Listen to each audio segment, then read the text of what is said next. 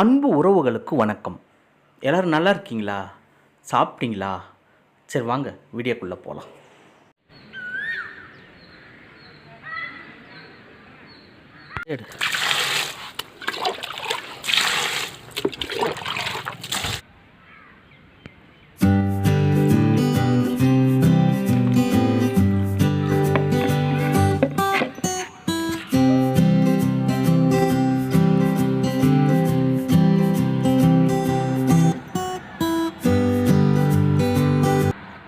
இன்றைக்கி நம்ம ஒரு இன்ட்ரெஸ்டிங்கான வீடியோ தாங்க பார்க்க போகிறோம். என்ன அப்படின்னு சொல்லிட்டு பார்த்தீங்கன்னாக்கா, மாட்டு சாணத்தை 7 நாளில் எப்படி உரமாக மாற்றுறது. பொதுவாக மாட்டு சாணம் உரமாக மாறுறதுக்கு குறைஞ்சபட்சம் 4 மாதத்துலேருந்து 6 மாதம் வரைக்கும் ஆகுங்க.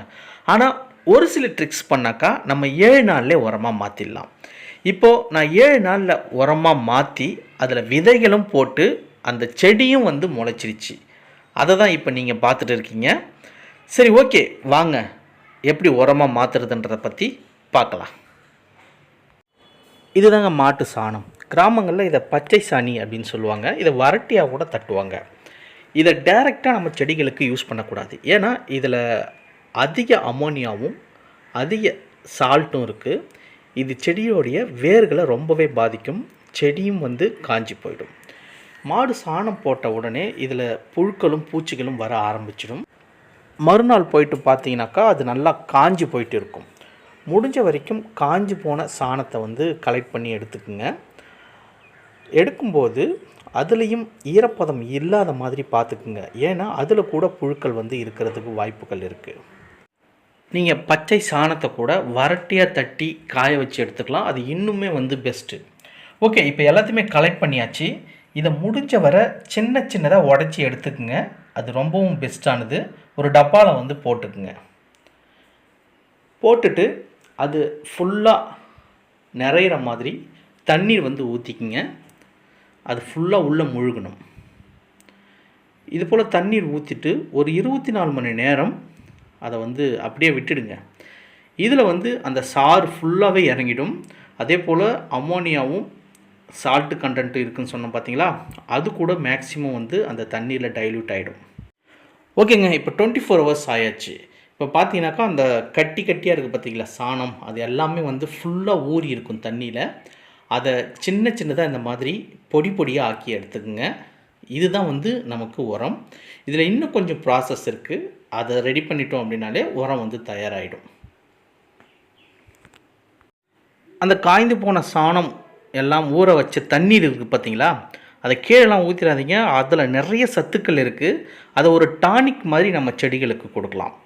இப்போது இதை 1 லிட்டர் எடுத்துக்கிட்டோம் அப்படின்னாக்கா அது கூட 2 லிட்டர் தண்ணீர் சேர்த்து நம்ம செடிகளுக்கு ஆஸ்யூஷுவல் தண்ணீர் ஊற்றுவோம் பார்த்தீங்களா, அந்த மாதிரி ஊற்றிட்டு வரலாம். முடிஞ்ச வரைக்கும் இந்த தண்ணீரை சின்னதாக நாற்றுக்கள் இருக்குது பார்த்தீங்களா, அதுக்கு ஊற்றுறத அவாய்ட் பண்ணிடுங்க. மற்றபடி மீதி எல்லா செடிகளுக்குமே ஊற்றலாம். நிறைய சத்துக்கள் இதில் இருக்குது. இந்த தண்ணீரை நம்ம பூச்சி விரட்டியாக கூட யூஸ் பண்ணிக்கலாங்க. வடிகட்டிட்டு 1 லிட்டருக்கு 100 ml இதை கலந்து இலைகள் மேலே ஸ்ப்ரே பண்ணி விட்டோம் அப்படின்னாக்கா உங்களுக்கு பூச்சிகள் எல்லாமே கட்டுப்படும்.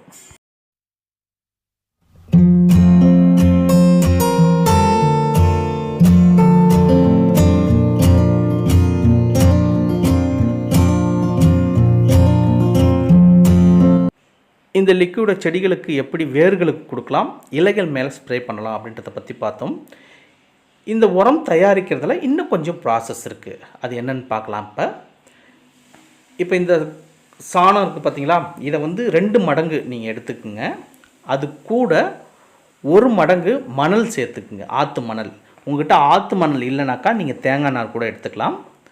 அடுத்தது 1 பங்கு மண், அதாவது தோட்டத்து மண், மரத்துக்கு கீழே இருக்கிற மண் அல்லது செம்மண், உங்கள்கிட்ட எந்த மண் கிடைக்குதோ அதை எடுத்துக்குங்க.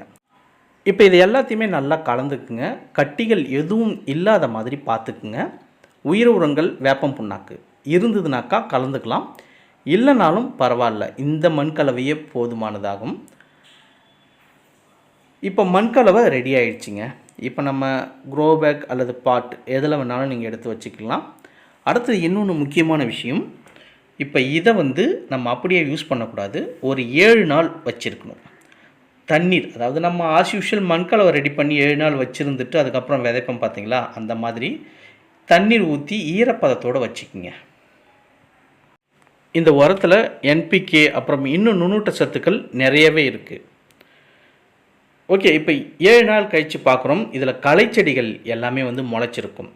அது எல்லாத்தையுமே பிடுங்கி போட்டுடுங்க. இப்போ நமக்கு 7 நாளில் மாட்டு சாணத்துலேருந்து உரங்கள் தயாரித்து மண்கலவையை ரெடி பண்ணிட்டோம். இப்போ இதில் நம்ம டைரெக்டாகவே விதைக்க ஆரம்பிக்கலாம். நீங்கள் எந்த விதைகள் வேணாலும் விதைக்கலாம், அல்லது செடிகள் கூட டைரெக்டாக நடலாம். இப்போ நான் வெந்தயக்கீரையை இதில் விதைக்க போகிறோம்.